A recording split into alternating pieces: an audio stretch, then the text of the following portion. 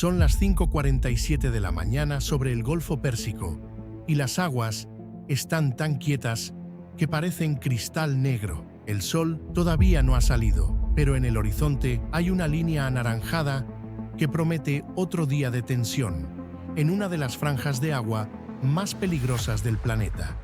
Y entonces ocurre algo que hace que todos los sistemas del USS Abraham Lincoln despierten al mismo tiempo. 6 cazas MiG-29 iraníes descienden en formación de combate desde 3.000 metros, sin transpondedor de identificación activo, sin comunicación en las frecuencias de emergencia internacionales, sin ninguna advertencia diplomática canalizada a través de los intermediarios suizos que normalmente gestionan las comunicaciones entre Washington y Teherán. No solo 6 interceptores de era soviética acelerando a velocidad de combate directamente hacia un superportaaviones nuclear estadounidense cuyo costo supera los $12.000 millones. Sus pilotos están convencidos de algo, convencidos de que la audacia, la coordinación y la determinación de sus comandantes en tierra van a forzar a Washington a reconsiderar su presencia persistente en aguas que la República Islámica considera territorio soberano. Que esta mañana, con 6 aviones y 6 pilotos entrenados durante años en doctrina soviética de ataque, van a demostrar algo que los medios de comunicación estatales iraníes llevan meses prometiendo a su propia población: que los portaaviones americanos no son símbolos de poder invencible, sino blancos potenciales que pueden ser desafiados, hostigados, intimidados. Y es lo que esos pilotos no podían saber, lo que absolutamente ninguno de ellos podía imaginar, mientras sus ruedas de tren de aterrizaje se retractaban después del despegue desde la base aérea de Bandar Abbas, es que el Abraham Lincoln los había detectado ya en ese momento, antes de que sus motores alcanzaran temperatura de operación, antes de que el último avión de la formación levantara el tren. El portaaviones los estaba mirando desde el momento en que el personal de tierra comenzó a realizar los controles prevuelo en la oscuridad de la madrugada iraní, y estaba perfectamente preparado para recibirlos. Para entender lo que ocurrió en las siguientes 2 horas sobre el Golfo Pérsico, ese amanecer, no hay que entender primero qué es exactamente el USS Abraham Lincoln y por qué su mera presencia en esas aguas representa algo mucho más profundo que ingeniería naval americana.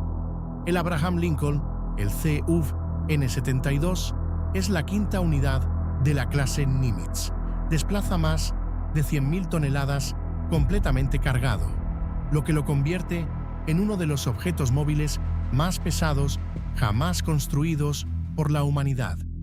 Sus 2 reactores nucleares, Westinghouse A4W, generan 550 megavatios de forma continua, energía suficiente para mantener operativa a una ciudad mediana durante décadas sin repostar.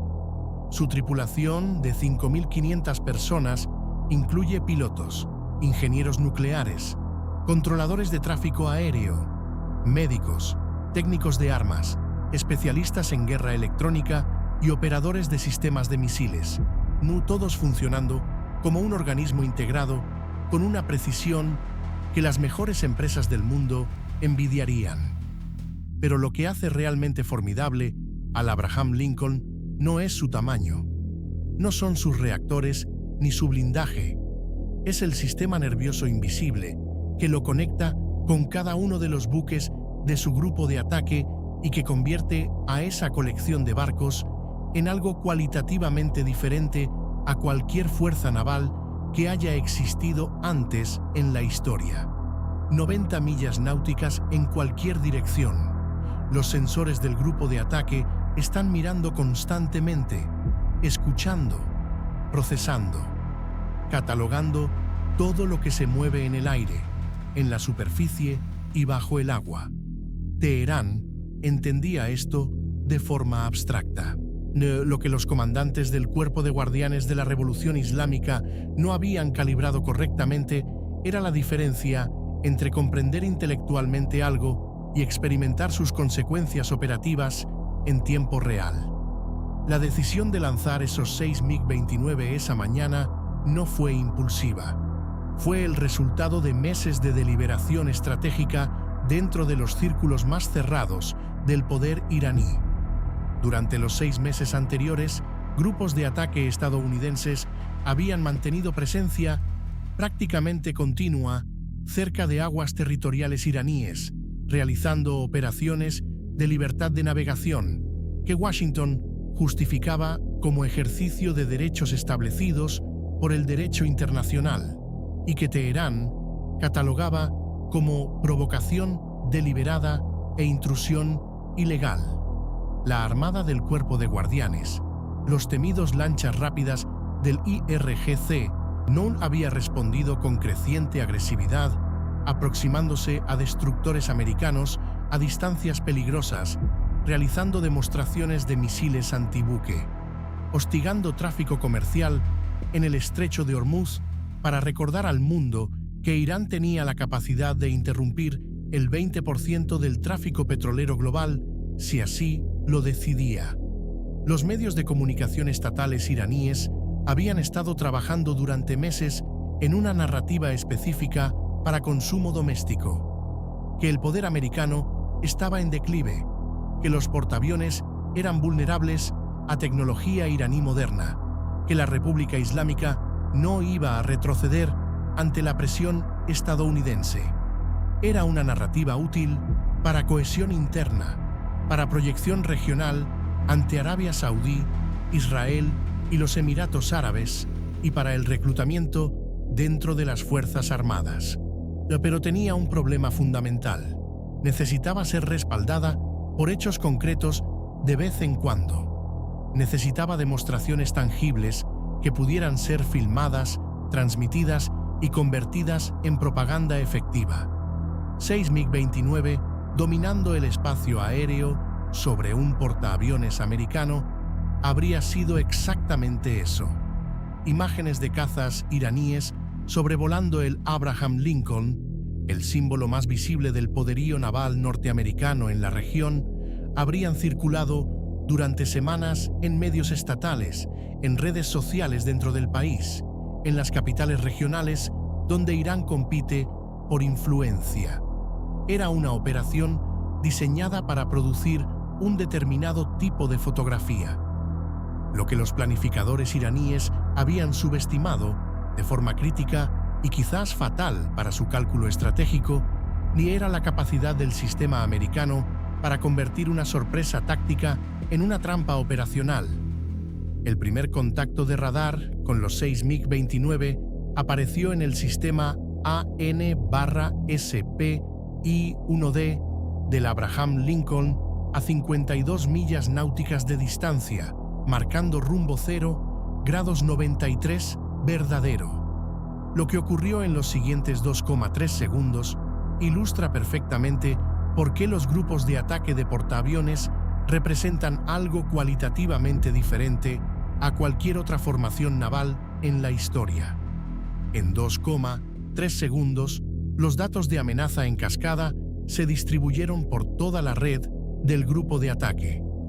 El centro de dirección de combate del portaaviones pasó instantáneamente a puestos de combate. El sistema Aegis del crucero USS Gettysburg, posicionado a 8.000 yardas de la amura de babor del Lincoln, elevó automáticamente su modo de seguimiento a máxima capacidad. A los dos destructores que flanqueaban al portaaviones pivotaron sus radares de array en fase para concentrarse en los contactos entrantes. Las baterías de misiles tierra-aire pasaron de stand-by a estado de preparación total. Los sistemas de guerra electrónica comenzaron la recolección pasiva de emisiones de radar iraní. Mientras eso ocurría, los 6 pilotos iraníes todavía estaban completando sus listas de verificación de preataque. El sistema SP-IQ-1D tardó exactamente 8 segundos en tener un perfil completo de los 6 MiG 29. Altitud, velocidad, rumbo, tasa de descenso, punto de intercepción proyectado.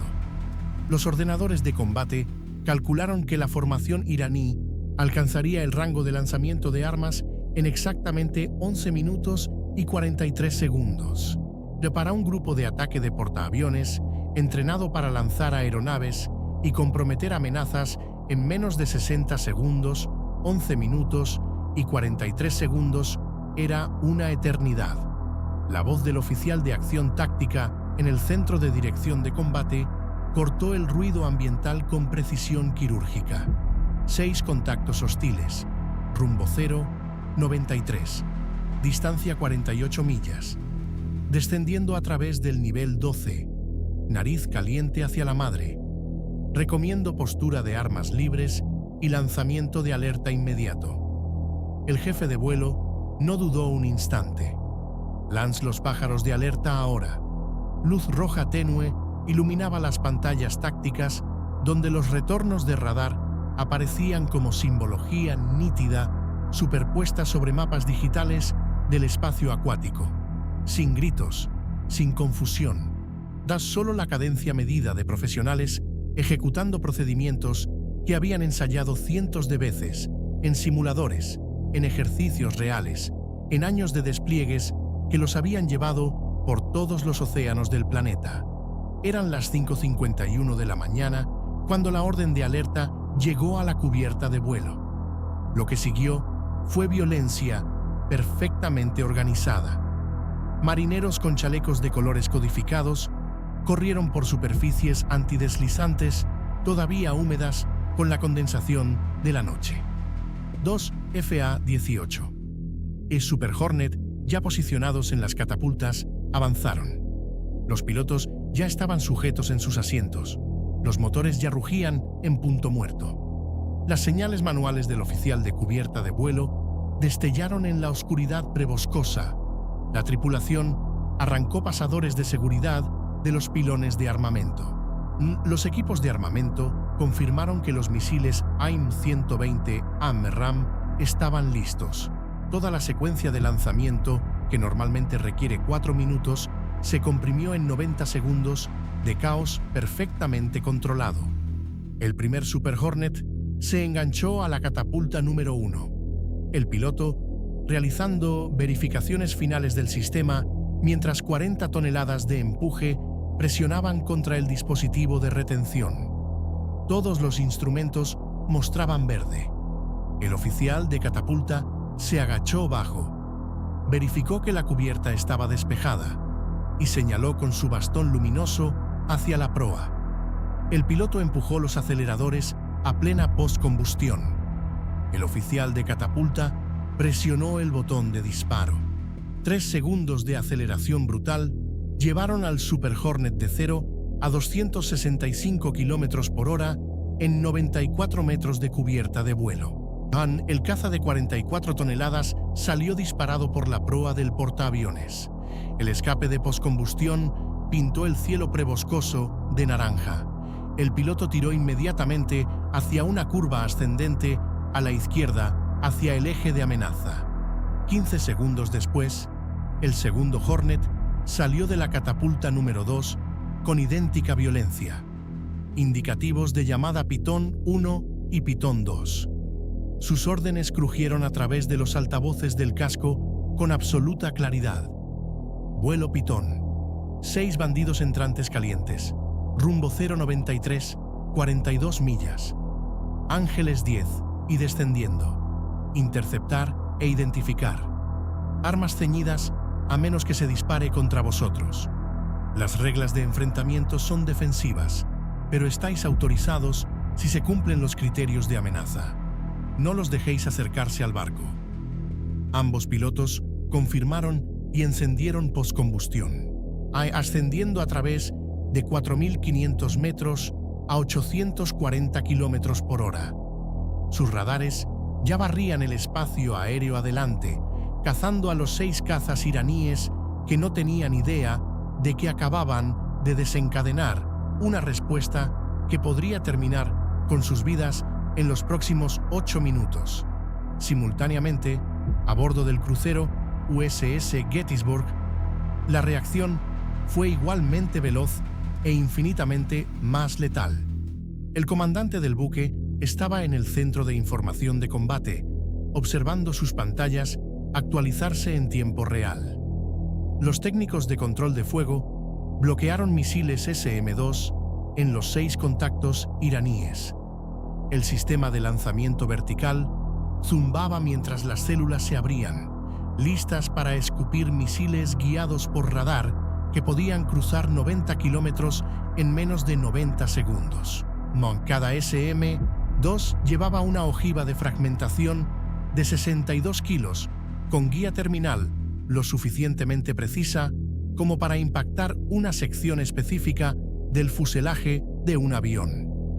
El Gettysburg podría haber eliminado los 6 MiG-29 antes de que sus pilotos hubieran siquiera adquirido contacto visual con el portaaviones americano. Los destructores USS Stedham y USS Porter ajustaron formación, apretando su pantalla defensiva alrededor del Lincoln. Sus radares rastreaban los 6 contactos entrantes, mientras los sistemas de guerra electrónica pasaban de recolección pasiva a preparación de interferencia activa. Los lanzadores de bengalas rotaron a posición de disparo. Los sistemas de armas de punto de cierre se activaron. Cada marinero a bordo comprendía que estaban operando ahora en el espacio estrecho entre la paz y el combate, y el espacio donde los cálculos erróneos tienen consecuencias que no pueden deshacerse. El vuelo Pitón ascendió a través de 6.000 metros y giró hacia geometría de intercepción. Sus radares adquirieron la formación iraní a 125 kilómetros náuticos. Las pantallas tácticas mostraban el cuadro completo: 6 contactos hostiles en despliegue de combate. Tasa de cierre superior a 1.600 kilómetros por hora combinados. Tiempo hasta la fusión: aproximadamente 3 minutos y medio. Pitón 1 activó su radio. Pitón 2, clasificación de objetivos. Yo tomo el elemento de 3 aviones del norte. Tú tomas el del sur. Copiado. Clasificado. Ambos pilotos cambiaron los interruptores de brazo maestro a activado. Las armas estaban vivas. Los dedos descansaban en los gatillos. Los 6 MiG-29 iraníes continuaban hacia el interior, descendiendo ahora a través de 2.400 metros, a 70 kilómetros del Lincoln y cerrando rápidamente. Su formación permanecía apretada, sugiriendo tácticas de ataque coordinadas más que hostigamiento individual. Se estaban comprometiendo plenamente con este enfoque, apostando a que las reglas de enfrentamiento americanas impedirían el lanzamiento de armas a menos que dispararan primero. Estaban a punto de aprender que la contención no significa hesitación, que la paciencia no es sinónimo de debilidad, que medir la respuesta de un adversario hasta el momento en que decides atacarlo no te da necesariamente la ventaja que supones. A las 5:56 de la mañana, el vuelo Pitón estableció contacto visual. 6 bandidos identificados. Posición 11 en punto bajo. Ángeles 8. 6 MiG-29 en despliegue de combate suelto. Las colas gemelas distintivas contra el cielo pálido. Escarapelas de la Fuerza Aérea iraní visibles en los fuselajes. Sin armamento externo visible en los pilones, aunque eso no significaba absolutamente nada. Esos aviones podían llevar misiles aire-aire R-26 y R-73, misiles aire-superficie K-29, incluso armamento antibuque si estaban configurados para misiones de ataque. La ausencia de misiles visibles no era tranquilizadora, era simplemente un dato neutro. Pitón 1 no esperó a que los iraníes se acercaran más. Maniobró inmediatamente para conseguir posición ventajosa, ascendiendo a 6.700 metros para ganar superioridad de altitud, mientras su compañero de vuelo permanecía más bajo para enmarcar la amenaza. Tácticas clásicas de 2 aviones. Los 6 pilotos iraníes de pronto se encontraron no atacando, sino reaccionando, ni no cazando, sino siendo cazados. Las mesas psicológicas se habían girado en cuestión de segundos, sin que se disparara una sola arma, sin que se pronunciara una sola advertencia. Pitón 1 tenía al bandido líder bloqueado. Solución de objetivo confirmada. Su radar había logrado el tono de bloqueo en el MiG-29 líder. Con una pulsación de botón, un misil AIM-120 AMRAAM estaría abrasando el cielo a Mach 4. El piloto iraní casi con certeza escuchaba su receptor de advertencia de radar aullar, alertándole de que estaba siendo rastreado por radar de control de fuego americano. De repente, perfil de ataque agresivo se convierte en preocupación de supervivencia. La formación iraní vaciló.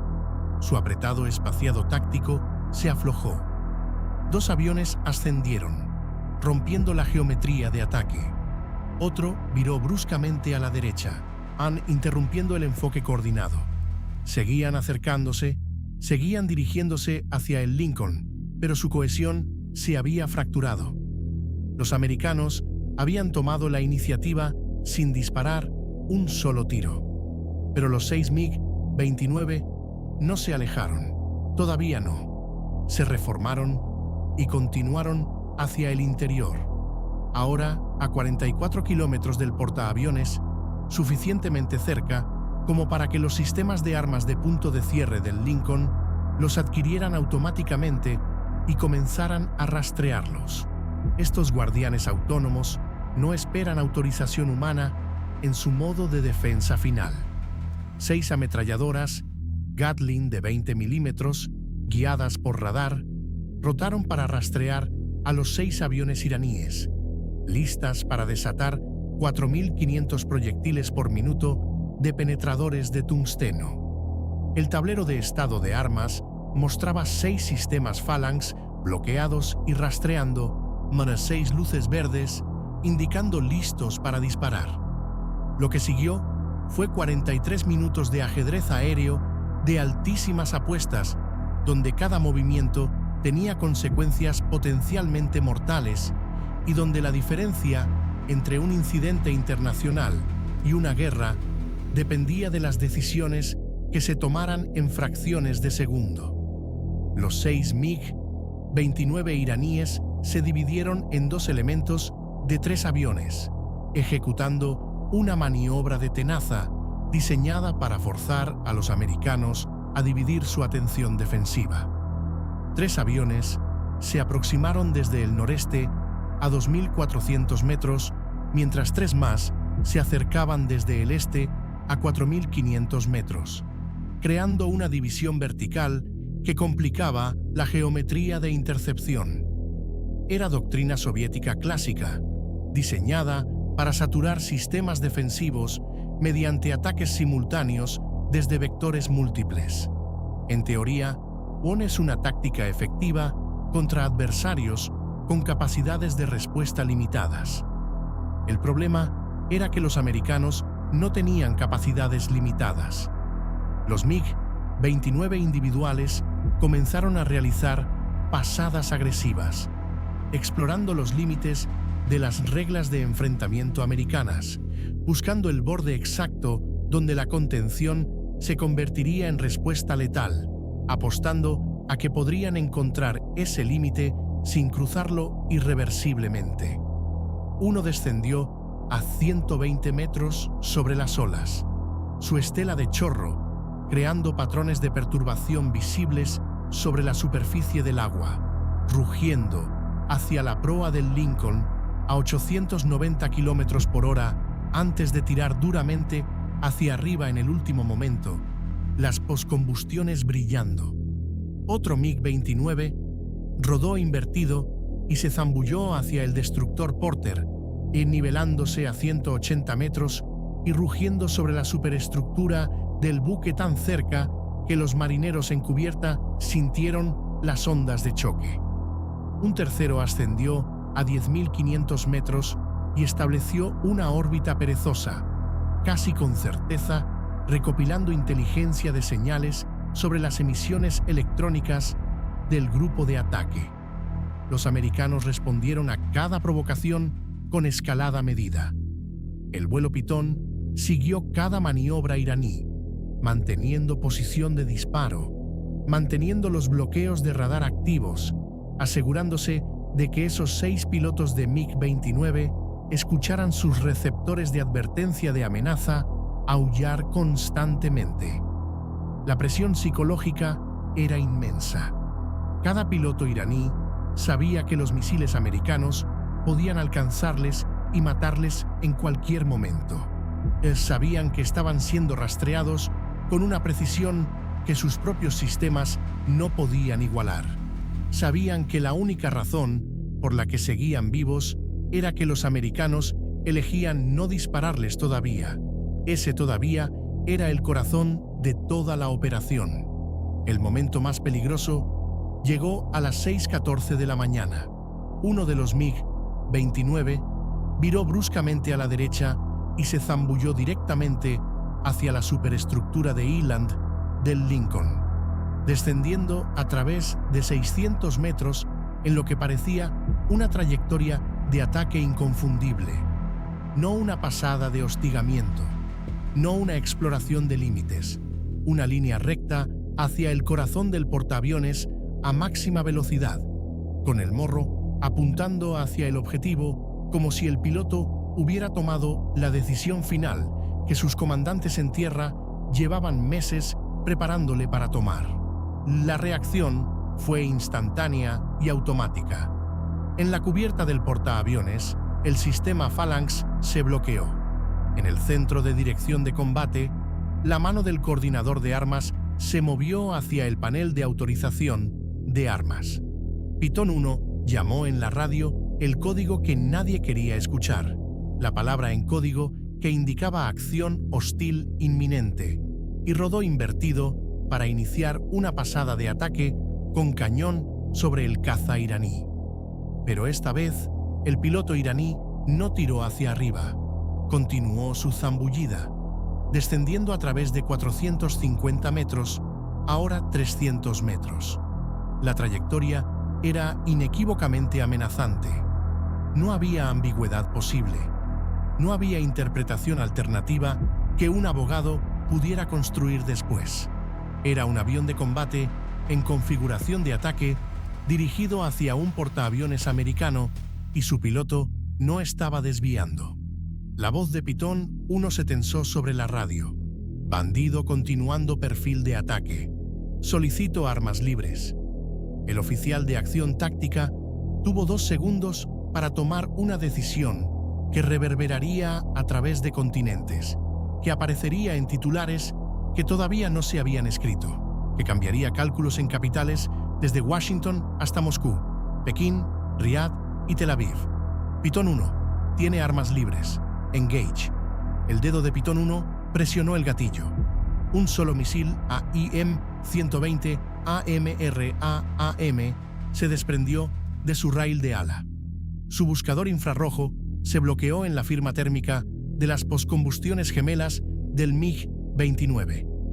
El misil aceleró a Mach 2,5 en menos de 3 segundos, cubriendo la distancia entre las dos aeronaves en una mancha de humo blanco y velocidad supersónica que el ojo humano apenas podía seguir. El impacto ocurrió a las 6 horas, mis 14 minutos y 23 segundos de la mañana. La ojiva de fragmentación, por explosión anular, detonó con precisión devastadora. El motor derecho del MiG-29 explotó en una bola de fuego naranja brillante. La metralla desgarró líneas hidráulicas, sistemas de combustible y superficies de control de vuelo. Humo negro brotó de la aeronave herida mientras rodaba violentamente hacia la derecha. El piloto luchando con mandos que ya no respondían. El MiG-29 entró en una espiral incontrolable, descendiendo a través de 180 metros con llamas saliendo del motor destruido. A 120 metros sobre el Golfo Pérsico, el piloto iraní tomó la única decisión que podía salvar su vida. Tiró de la manija de eyección. Los pernos explosivos de la cubierta dispararon con un chasquido agudo. El asiento de eyección, propulsado por cohete, le disparó fuera del avión moribundo con una fuerza brutal. 17 veces la fuerza de la gravedad, comprimiendo su columna vertebral en una fracción de segundo. Su paracaídas se desplegó automáticamente a 90 metros. El dosel blanco floreció contra el cielo pálido de la mañana justo cuando su MiG-29 impactó la superficie del Golfo Pérsico en un masivo geyser de agua, combustible y metal desintegrándose. Los 5 MiG-29 iraníes restantes reaccionaron instantáneamente. Toda la maniobra agresiva cesó. La formación se rompió. Cada aeronave giró bruscamente lejos del Lincoln, ascendiendo y acelerando hacia el espacio aéreo iraní a máxima velocidad. Sus pilotos empujando los aceleradores tan lejos como los motores permitían, anteponiendo kilómetros de distancia entre ellos y los cazas americanos tan rápidamente como la física permitía. El enfrentamiento había terminado. Uno de los suyos estaba flotando en el Golfo, esperando rescate. El mensaje había sido entregado con claridad inconfundible.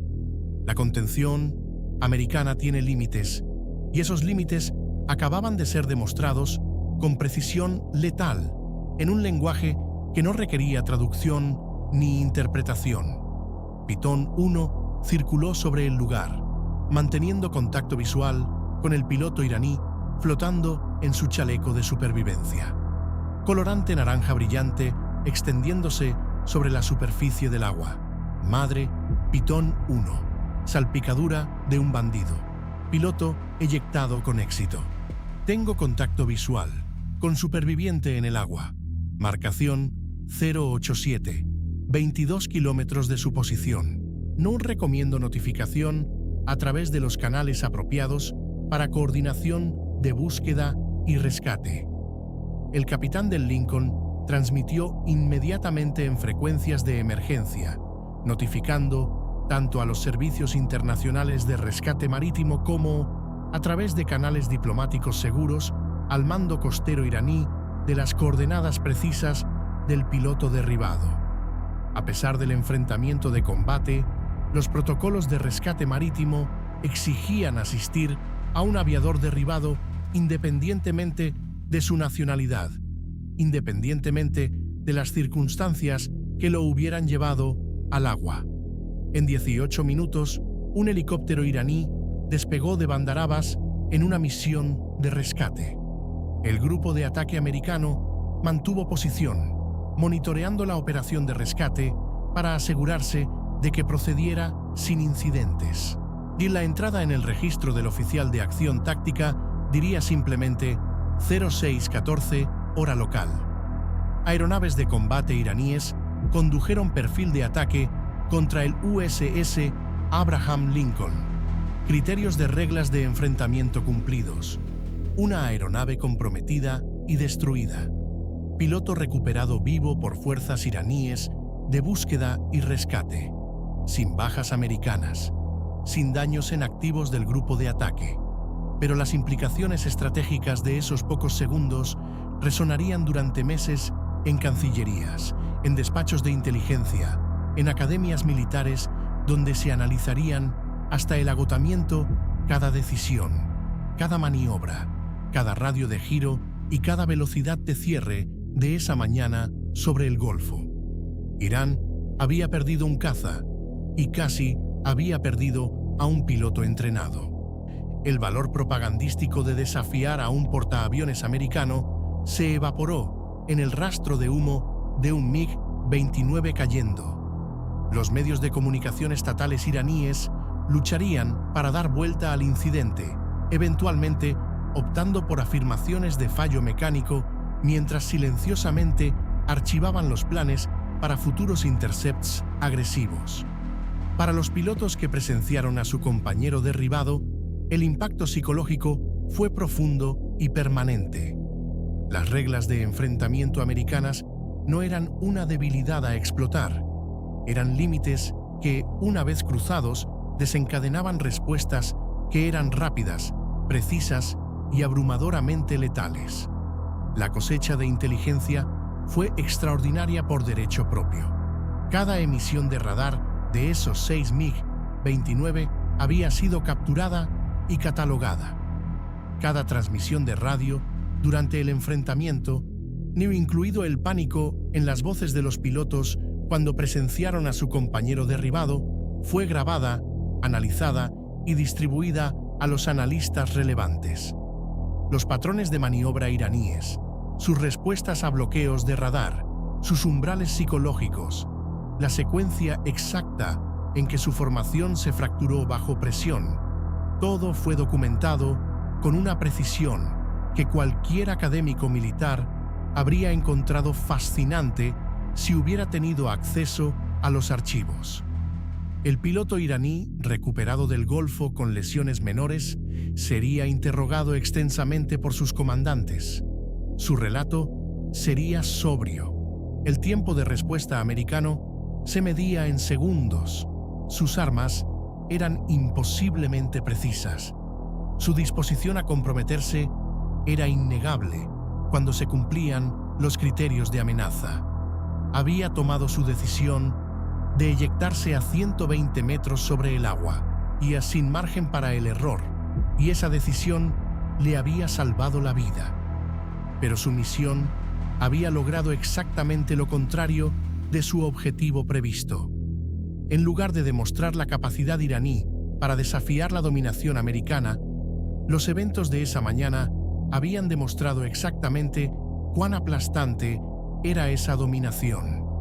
El Abraham Lincoln nunca alteró su rumbo, ni un grado de desviación de rumbo, ni un nudo de ajuste de velocidad.